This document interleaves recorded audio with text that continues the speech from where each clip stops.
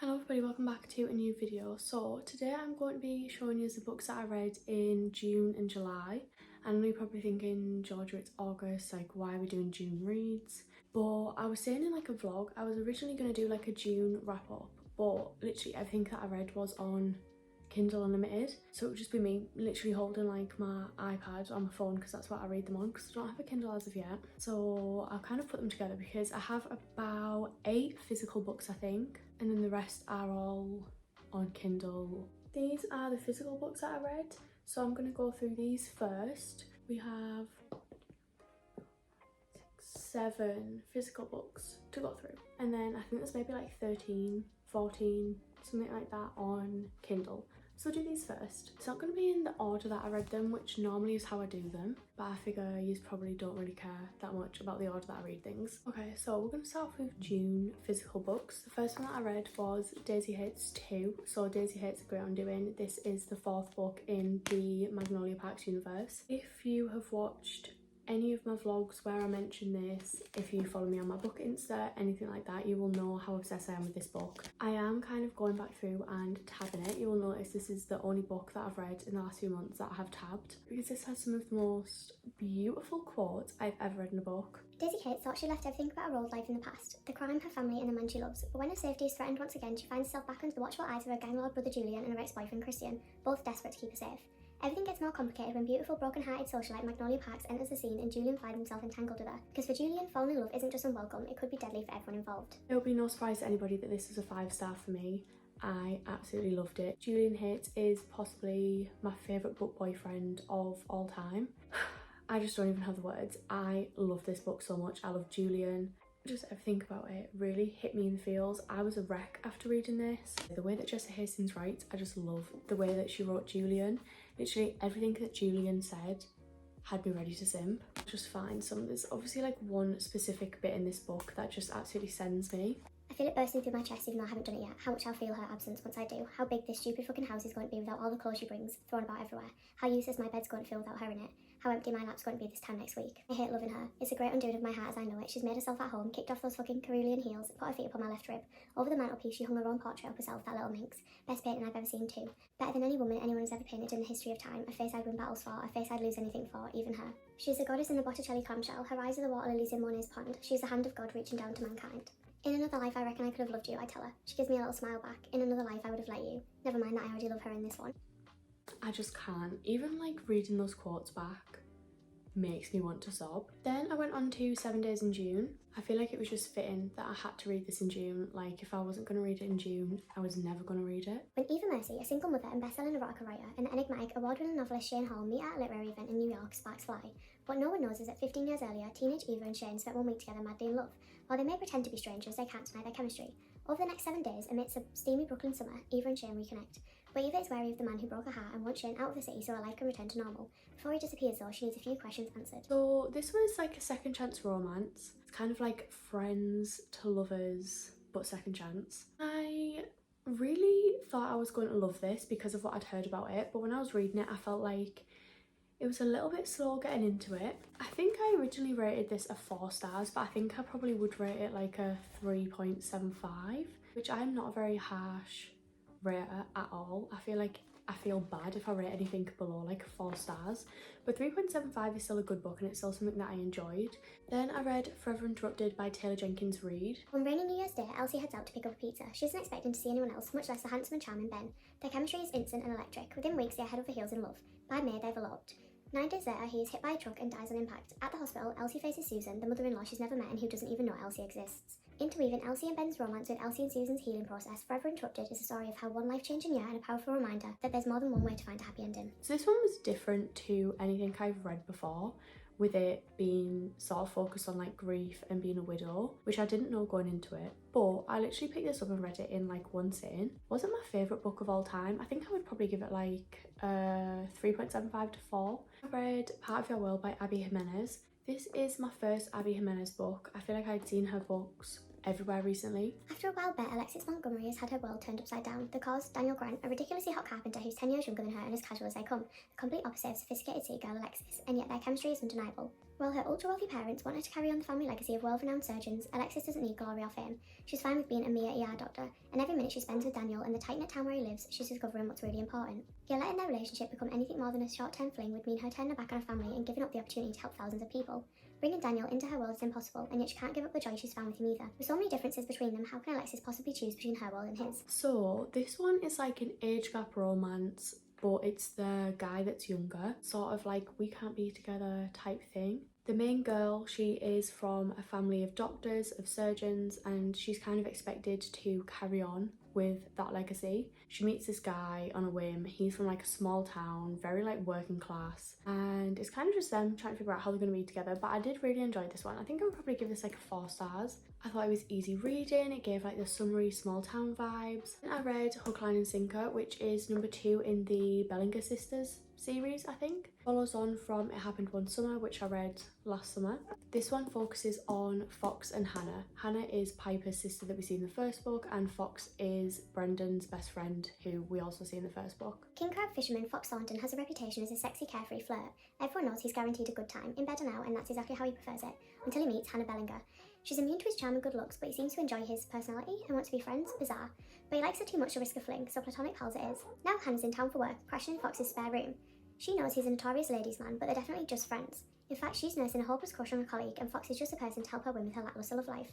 Armed with a few tips from Westport's resident Casanova, Hannah sets out to catch her co-worker's eye. Yet the more time she spends with Fox, the more she wants him instead.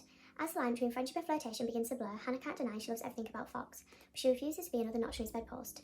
Living with his best friend should have been easy, except now she's walking around in a towel and sleeping right across the hall, and Fox is fantasising about waking up next to her for the rest of his life, and man overboard. He's fallen for her, hook, line and sinker. Helping her flirt with another guy is pure torture, but maybe if Fox can tackle his inner demons and show Hannah he's all in, she'll choose him instead. I really liked the friends to lovers vibe, the tension in this. I just really enjoyed it. I think I preferred this book to the first one. It did kind of annoy me, the whole like self-sabotaging, miscommunication, but the tension and everything else kind of made up for it. Then I read Things We Hide from the Light by Lucy Score, which is second in the Knock 'em Out series. This follows on from Things I Never Got Over. So this follows Nash, who is Knox's brother from the first book, and Lena, who we see little bits of in the first book. I think again I preferred this one to the first book. I think I would rate this like a 4 stars, maybe like a 4.25 if I was being very specific. Police Chief Nash Morgan is known for 2 things, being a good guy and the way his uniform accentuates his rear end.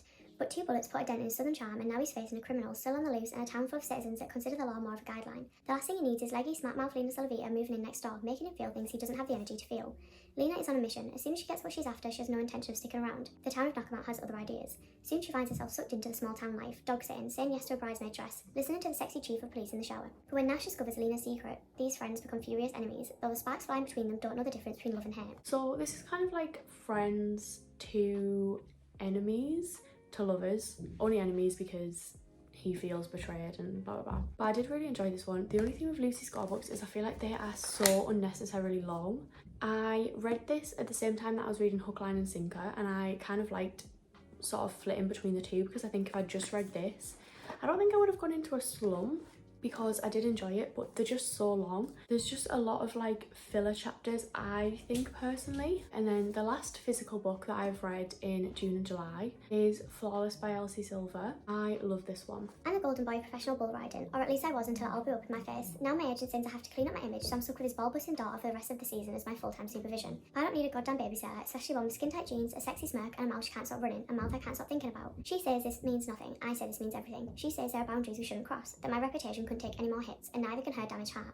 I say I'm going to steal it anyway. This is number 1 in the Chestnut Spring series. I feel like it has been everywhere recently. It's like a cowboy ranch romance. It follows Summer and Rhett. He is a bull rider. She is essentially his publicist sent to do damage control. I gave this one like a 4.5. I really enjoyed it, but I don't think it's going to be my favourite in the series, so I wanted to save a 5 stars for the rest of the series. We have work going on in the house, by the way. I'm so sorry about the background noise. It is annoying me so much, but there's nothing I can do about it. So now going on to Kindle reads, or books that I read on my iPad on Kindle Unlimited, if we're being picky. I read the Never After series. I like Disney retellings, or reimaginings I should say. So Hooked is obviously a reimagining Peter Pan. It wasn't my favourite, but I did find it interesting. Then I read Scarred, which is second in the series. This one is like a Lion King reimagining. It's kind of like arranged marriage, focuses on a forbidden romance with the brother type thing. Wait, not her brother, his brother. Thought I should clarify that. It's a slow burn, but I loved it. Then I read Twisted. I think this one was my least favourite. This one is like an Aladdin retelling, but I know there is another one which is Wretched, which is based off The Wizard of Oz, but I had not heard good things about that one, so I haven't read that one yet. Maybe I'll go back to it, I don't know. Yeah, I thought they were easy reads, but they weren't my favourite. There were nothing to really write home about. Then I started the Kings of Sin series. So the first book is King of Wrath. So this one focuses on Vivian and Dante, who we see in the Twisted series. Kind of like enemies to lovers, or there's a lot of like angst between them. The second one is King of Pride. So this one again is like... I actually can't remember literally anything about that book, so if that doesn't tell you everything you need to know. I did enjoy it though, but obviously they're just not very memorable to me because they weren't like my favourite couples, my favourite storyline. Then I read My Dark Romeo, and again this one was just not a favourite. I don't even remember what I rated this one. I think I'll probably give it like a 3. Again, it was like a marriage of convenience, forced marriage kind of vibe. I think it might be age gap. It was kind of like described as a dark romance, which I expected more of a dark romance going into it than what it probably was. I found the main characters very cringy. I didn't really have any sort of connection to the main characters or their relationships, so I just wasn't really rooting for them that much. Then we have In a Jam, which I actually did really like. I think I gave this one a 4.25, 4.5. This is a small town second chance. The main girl, Shay, she basically has to move to her grandma's farm, ranch type thing, and the guy that owns the farm next door, she like went to school with him, they were friends, and yeah, I'm sure you can guess the rest, but I did really enjoy it. I love the vibes. Then I read Done and Dusted, which is another cowboy romance. This was actually the first cowboy romance that I read because I did read this before I read any of the physical books, and I love this one. This is one of my favourites of the last few months. This is about Emmy and Luke. Emmy is a horse rider. I think it's barrel racing. You can see that I'm not really a horse girl. She basically moves back to her hometown where her brothers and her dad have a ranch. Oh, I forgot to say, it is brother's best friend as well. I just absolutely love this one, and it is what kickstarted my cowboy romance era. So I did read this one first, then I had 2 other cowboy romances on my Kindle, and then obviously I've started the Chestnut Spring series now. But I am loving myself a cowboy romance. New favourite for sure. Then I started the Dirty Air series. The first book was Throttled. This is like an F1 racing romance. This one follows Noah and Maya. Again, wasn't a fave. I'll probably give this like a 3.5, 3.25. Maya is basically Santiago's sister. Santiago joins this F1 racing team and Noah is his teammate. They kind of like start a little romance up, but it is like at the beginning purely physical, which is not my favourite. But then I did go on to Collided, which is the second book in that series. That one's about Liam and Sophie. So Liam is on one of the other teams, I think. He's in another F1 racing team, and Sophie is the daughter of one of the managers for the F1 team. I don't know, all these terms I don't really know. I can't remember the names of the teams either. They are like friends to lovers, so I did prefer that more. I did prefer the second book. I think I rated that one maybe like 3.5, 3.75. Then I did another series slash duet. It is a cowboy romance. The first one is Breathe For Me. This one is about Denver and Valerie. Denver is the cowboy that works on the ranch, and Valerie is basically sent there to get him to sell the ranch, but it just wasn't a favourite. And then it had sort of like this underlying like dark romance type thing going on with like murder and stuff, so I was a little bit confused. But yeah, it just wasn't my favourite. I found it very cringy. They had these nicknames for each other in the book that just made me feel violently ill. He kept calling her Enchantress, but just like the way that he said it just was not a bit of me. I don't like nicknames, but normally I feel like I can like block them out, but in this one it was just too much. Then I did still go on and read the second book, which is Sing For Me. It's about Denver's brother Mason and a girl called Harmony. I did prefer this one. I'll probably give this one like a 3 to 3.25. He is a bull rider, and for a vegan, in real life I am not a fan of bull riding. I feel like it is cruel. I don't like it in real life, but I love reading a book about it. Anyways, yeah, he is a bull rider. She is like an ER doctor or a nurse or something. Very into Olivia Cross them both. So they're just weren't my favourite, but I did enjoy them and they have helped me get into my cowboy romance era. Then the last book that I have to talk about is Say You Swear. I had seen so much about this. I didn't really know what to expect going into this. This is about Noah and Ariana. Ariana basically goes to like a beach house type thing with her friends, family that they go to like every year. It's been in their families for ages because their parents are best friends as well. They end up going to college and stuff. There's kind of like a love triangle situation. There's Noah and then there's Chase, who is her brother's best friend. So it's kind of like the love triangle situation between Chase and Noah, but ultimately she ends up choosing one of them, and then there's kind of like this big tragic accident. I just was not expecting it. I think I give this like a 4.5, 4.25. Again, it just felt a little bit too long for me. I feel like romance books should be like 300 pages, 350 pages. Anyways, that is all the books that I read in June and July. My current read is Heartless by Elsie Silver. I do plan on finishing the Chestnut Spring series in August. Hopefully I will have an August wrap up for you. If you do want to see more up-to-date book updates, please follow my book Insta. I'm so much more like active on there. I update like every day, talk every day about the books I'm reading, what I want to read, reviews, all things like that. I will put it here and it is always linked in the description. But thank you so much for watching. I hope you enjoyed and hopefully I'll see you in the next one. Bye.